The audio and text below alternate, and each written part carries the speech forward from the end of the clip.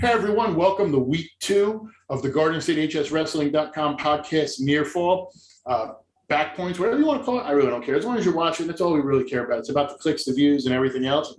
Your wrestling news. But second week, we're here. It's a little after Christmas, late Sunday, getting ready for the shortened week because of the way the New Year's falls out. A lot of holiday tournaments coming up, but it's going to be a real condensed week. It's really going to kick off till about the 30th, and then you really won't see anything till the following week on the 4th. That'll be tough, but so no weekend wrestling, so it's going to be condensed, but we have a lot of action. But first, before we get into the action, we got to pay some bills. Dan Warnikoff, Champion Athletes. Amazing interview. If you haven't had a chance to see it, go back and look at last week's. Dan came on and explained what he did. Dan covers nutrition. I know when I was growing up, we did a lot of unsafe things, and it was, as far as trying to lose weight, you cut a lot of weight. I was a heavyweight, so I was fat. It didn't matter. But there were trash bags on people. They were running around, sweating, stuff like that. Nutrition is such an important part of that because you can lose weight, stay healthy, and still feel energized. Because I know a lot of those guys, after they try to cut that much weight, they feel gas and it throws them off. Dan Warnikoff, Champion Athletes. He works with wrestlers. I found out he works with basketball teams. He works with every sport. He works in the state of New Jersey, out of the state of New Jersey, college, amateur, high school. I think he does some pro stuff too. Dan Warnikoff is the man you want to know if you want to get better as an athlete, and he's proven. Del Barton, Pat Glory, has said numerous times he would not be where he is today if it wasn't for Dan and getting serious about his nutrition between his sophomore and junior year. So Dan Warnikoff, Champion Athletes, go check him out. It's a great site, and it will help you get better. Now, we head to this last week. As I said, all the videos are up. I took a little nap before the season started. It was a little tough. Some stuff got going a little ahead of time. We're still doing a little bit with some COVID. For the most part, it was a successful start to the season. Some results. I mean, you want to talk about my team has to be. I don't do a team of the week, but Del Barton showed up at the Beast of the East. A couple controversial calls in some finals. Cross was losing. I think you got a little screwed there, Cross. So sorry, but Cross should have won. That's my 2 cents, and go watch the video, and it'll be your 2 cents. But great showing by a lot of these teams down there at the Beast. Del Barton, number 2. Hunterdon Central was 36. Pope John, 38. Hanover Park, 49th. Great showing by the locals. Another tournament team that looked really good, West Morris at the Caliber tournament. They finished 5th, but somebody I want to kind of highlight is Brandon Dean, who wound up finishing 2nd, but actually pinned somebody from Bergen Catholic who was 3rd in state last year on his way. So congratulations, Brandon. Got a lot of hits, messages about you, but keep my eye on you. You'll be in there when we start talking about our wrestlers of the week. Keep up the good work. Delaware Valley tournament, Del Val Cruises. They always do that. The Wendy Lay tournament, Dover tournament. Congratulations, Lenape Valley. I mean, that was probably one of the most packed tournaments for local. You got Lenape Valley 1st, Madison 2nd, Whippany Park 4th, Roxbury 6th, North Warren, Dover. Tons of team. It's from the area. Not a lot of spectators because spectators were banned. So it was interesting. That was sort of a forum debate on Facebook about how certain people could be let in and not. The Ricky I Memorial Tournament, North Hunterdon goes and wins the inaugural one. Jefferson finishes 4th. Southern Tournament. This is a tough Jersey tournament. And it's always a tough tournament. And Mount Olive went down there and finished 3rd. So that's a big statement. Most people go, oh, they didn't finish 1st. There's different levels, and Mount Olive really showed up. And High Point was down there too. They finished 6th. Caldwell tournament, you got Kittatinny winning that with Randolph finishing 7th. Now, the Bayonne tournament, the Invitational, Battle of the Bay. When I tell you the rumors I heard about how the scoring, it was complete clusterfuck with some of the stuff and the results. And long story short, I only got the top 3, which congratulations, Warren Hills. They finished 1st, Quantick 2nd, Mendon 3rd. Speaking of Warren Hills, we're actually going to be talking a little bit more about them coming up. A little bit of a surprise. If you're in the Warren Hills Warren Hills forum, you'll know this already, but we'll tell you a little bit about some cool stuff I got coming up with them. Then you kind of shift a little bit later in the week. You go to the 22nd. A match I was kind of looking at because you have those litmus test match, and this is one of them. I was kind of keeping my eye on Morris Knowles, seeing how they were. They hung strong with a Roxbury team, a solid Roxbury team, but Roxbury winds up winning 37-34. That kind of puts them in the front right now for the national division. which I think is a really tough division and really competitive. And we'll see how they go. And skipping to the next day, another, if you want to call it upset, if you looked at my rankings, but I had them in the same area. Mendham winds up beating Montville 35-33. Now, this match was actually very interesting. From what I understand, the heavyweights were the last match, and Herman was out there, and he was wrestling Gaber and wound up taking him down to put him to his back and getting the pin and vaulting Mendham to come from behind victory. So Mendham's got a little bit of a one-up in a really tough American division. When you're looking up at a Del Barton and a Mount Olive and some other schools, you got to get those early season wins. And congratulations to Mendham for doing that. And same day, you want to talk about some, we just said Mount Olive. They go down to Frenchtown and take it to Del Val, 38-21. Solid matchup, solid team. Was going to make it down there, had an issue at home, but thank you to everybody who live streamed it from Mount Olive. It was wonderful. I felt like I was Matt's side and was able to see everything, but they wind up winning 38-21. And another one that was a little bit of a surprise, we had talked a little bit about how well North Hunterdon did. They just ran into a buzzsaw of St. Peter's Prep. I'm not going to write them off like they got annihilated or anything like other press have done and made it seem like they're, St. Peter's Prep is the second coming, but, that North Hunterdon ran into a tough team. And I'm sure Coach Sharonka will get them ready and rolling heading into the upcoming part of the season. Now, we want to head to our highlights of the week. Couple matches I want to highlight heading into next week. We're talking next week. It's going to be out probably tomorrow, but the Sam Cali tournament tomorrow and Tuesday, that's going to be at FDU. Right now, High Point's in it. North Hunterdon's in it. Montville's in it. I'm sure there's others that I'm completely missing, but that's a tournament. You want to take a trip and you're looking for some nice wrestling action, you got some time off, take a trip to Fairleigh Dickinson University in Madison. You're going to have a really good time. Non-division NSHAC match, a non-division match, and it's good. This is more for my rankings. If you want to give them a check, and see, and I'm gonna try to make it there. I heard the match is at 9 a.m. tomorrow. Really not trying to get up that early, but we'll see when we look at everything. Kittatinny traveling to Hanover Park. I think that's going to be a solid matchup. I want to see how Hanover Park matches up because I've seen Hanover Park have some issues on paper, and we'll talk about some of the matches they wrestled this past weekend when I get to my top 10, but just some things I want to see ironed out. And it'll help me also kind of get a feel for Kittatinny because if you remember, you watched last week, I said once you got past that top 3 or 4, it was really a pick 'em for the county and the area. It was you just could be matchups. I mean, you could be out there and you can have the better kids up low or up top, and you wind up starting down low and you're too far behind. It just happens. But yeah, those are some good matchups. A couple other ones you want to look at for coming up because, like I said, it's going to be a real condensed week when you kind of look at everything. The Tuesday matchups are ridiculous with some tournaments. You got the Hunterdon Central Invitational, Kittatinny Cougar Classic, the Parsippany Holiday Tournament, which will be at Part Hills this year. It's usually at Parsippany. Part Hills is going to host it. Mount Olive's traveling to the Brick Memorial Tournament, which is tough. And I said I was going to talk about it a little before. Now, I'll mention again, the John Goals Tournament for my alma mater, Warren Hills. We actually reached an agreement with Warren Hills. We're going to be broadcasting the finals live right here on Tuesday on the website. So we'll have a link. We'll have everything there. You can watch that. And then I'll have Delaware Valley, Newton, Voorhees, West Morris, and Warren Hills. And there's going to be some good matchups there. So, I mean, that's always a really solid tournament. So you can check that out Tuesday. I want to say we're not sure, obviously, when the finals will start, but I'm going to give an estimate between 3 and 4.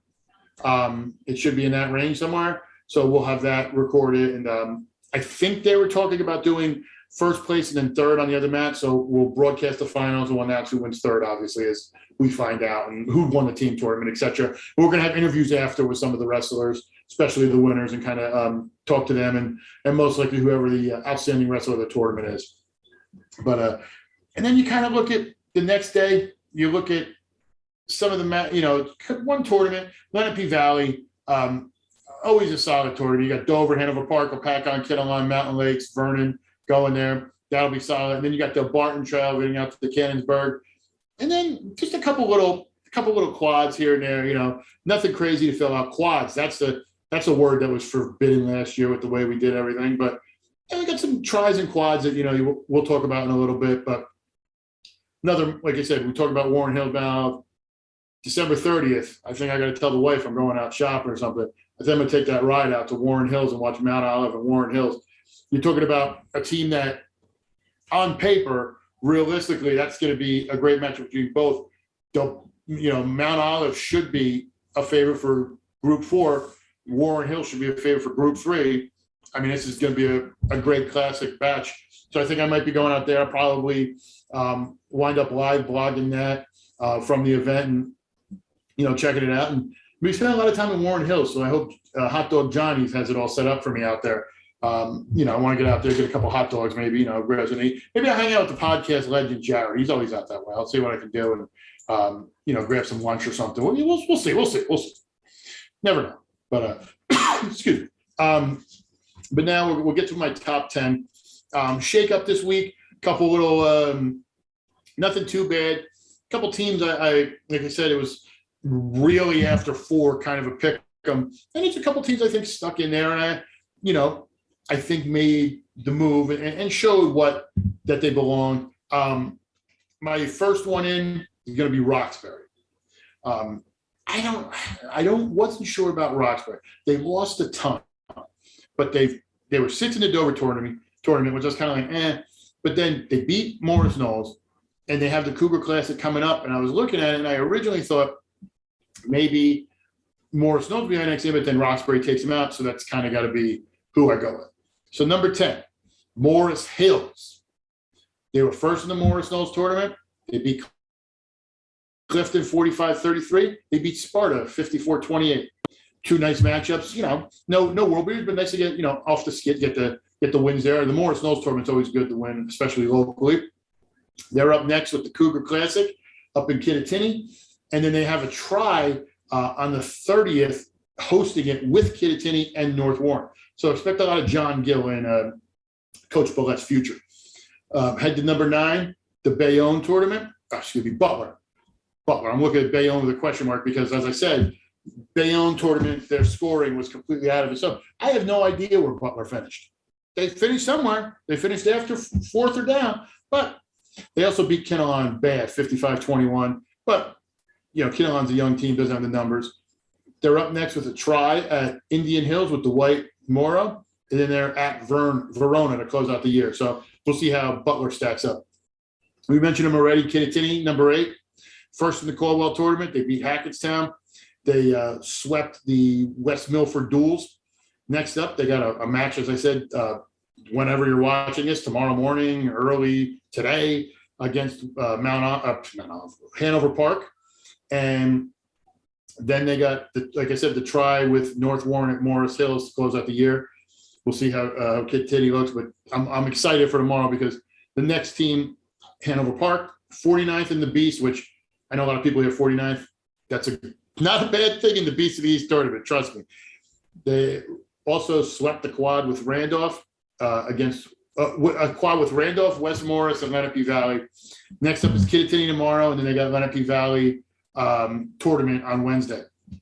I want to really see how Hanover Park responds tomorrow because they should have technically, if what I've heard and what I saw, they had a real hard time with West Morris, and there was an issue with lineup, and I know they have some people out right now. So I want to see how they respond and build off it because to me, Hanover Park is that team kind of in the middle. I'm not sure they're much better than Montville or Mendon, but I can easily see them drop it down if they wind up hitting a skid or hitting a bad spot. And, it's just one of those years at Hanover Park. They're good, but for a lot of people expecting them to be great, it's going to be tough. Number 6, Montville, 3rd at the Morris Knowles tournament, and they lost to Mendham, as I said, 35-33. Next up, they're at the Sam Cali tournament tomorrow that we talked about. Number 5, Mendham, 3rd in the Bayonne tournament. They beat Madison 39-30. They beat Montville 35-33, as I said. Next up for them is the Cougar Classic. They always show up there. So, I wouldn't put it past Coach Baig to, have his team looking really good going into that tournament. Number 4, Pope John. Only action so far is Beast of the East. They were 38th. Their next match is at Paramus Catholic on December 30th. High Point, number 3. They were 6th in the Southern tournament. A couple days ago, they beat Hackettstown 48-28. Again, their next up is Sam County this week. Number 2, Montville. Third in the Southern. The big win against Del Val. Next up is the Brick Memorial Tournament. They got the Warren Hills matchup I said on the 30th. Number 1, Dunbarton. I mean, second in the Beast. They had 5 finalists. They went 1 and 4. We've already discussed how I think it should have been 2 and 3.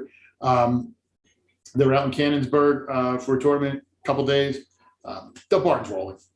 I mean, realistically, there's not much change that's going to really happen amongst those top 3 that I could think of, unless there's some sort of shutdown for COVID or, along those lines. But knock on wood, I think they're going to be fine. So they should be okay, and they should have no problem with, doing that. But we have our, that's my top 10. Jared, I'm sure, has, done the computer magic where he's shown, as I've said it. So that's how it works. I got you on the inside. I pulled behind the curtain. Don't look at the man behind the curtain. But our question of the week this week, it's Mike from Verona. Thank you. I really don't get a lot of messages from Verona. So he wants to know what I think of the new weight classes. Now, for you who don't know, they switched the weight classes from what you regularly know to the new set of weight classes. And you were given the option of having 13, 14, or 15. That was given to most states. New Jersey elected to go with 14.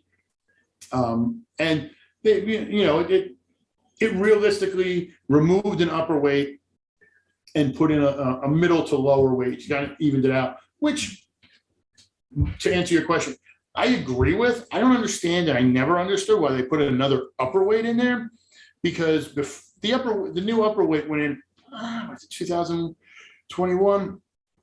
I want to say like 10 years ago, maybe a little more, like in that range, like a decade ago. And the story we were told was, oh, kids are naturally heavier now. I didn't know if you ever went out to a wrestling match, but there were no kids that big. Coaches were complaining they didn't have big kids. So I'm happy with what they're doing. I personally, and I know this is a huge argument with people in New Jersey, when you say, I would have went with 13 as a natural tiebreaker, because this trying to figure out first points scored from, whatever position, ridiculous. So I like the weight. I just would have went 13. That's my personal opinion.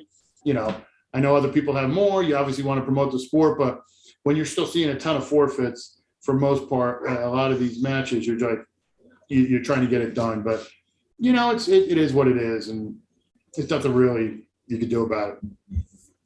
Now, I also have a little special segment that I want to, for this. It's my Christmas gifts. I got some Christmas gifts I'm gonna hand out to a few people. So this is my right fist.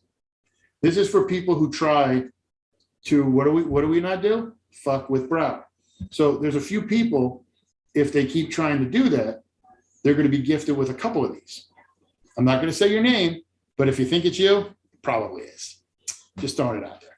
But I don't want to take anybody's more time. Like, obviously, with Christmas and everything going on, I want everybody to enjoy themselves. I hope I've been informative. Check out the site this week. Like I said, we got the goals on Tuesday. I'm probably going to be on one of the other tournaments on Wednesday, probably live blogging. I'm not 100% sure which one yet. I'll announce that later on. I'm probably going to then head out, like I said, back to Warren Hills on Thursday, depending on what time it is. And then, we'll obviously, kind of be the short week. We'll bust out another podcast next week, and then we start hitting the ground running. We got a ton of matches next week that are really going in, heading into the Hunterdon Warren Sussex tournament the following weekend. Hitting it hard and doing that, basically hitting the grind again. Let me make sure. I want to make sure the Hunterdon Warren Sussex tournament's next week. I don't want to look like an idiot. Yes, it is. Thank you. I wasn't sure, because sometimes, depending on when it falls, they'll usually kick it to the second week, but it's always usually the first or second Saturday, or, the new year, etc. So that'll be the one we kind of kick off to and see how everything goes. But there's a ton of matches just as I'm scanning through here. So a lot of division matches. Ooh, I'm telling you right now that January 5th, we're going to be talking a bit about that Hanover Park Booten match, I'm for sure, and some Mount Olive other ones, and Pope John Mendham. I'm getting ahead of myself, but listen, everybody enjoy this week. Enjoy your Christmas. I hope everybody got their presents. Everybody got what they wanted, what they enjoyed. Happy holidays. Merry Christmas to you and your family from me and mine. Happy New Year to you and your family. Have a safe and happy New Year. Don't, wrestlers, please, last thing I'm going to say, don't do anything stupid. I know you're young and you think you're invincible. Just try to have fun and not get in trouble during the Christmas holidays. It's the worst thing you can do is something stupid. I know you want to go out and have fun and party, isn't that? Just trust me, have fun, but be safe and responsible. But for the podcasting legend, Jared Clements, I am your host, Donald J. Brower. I'll see you next time.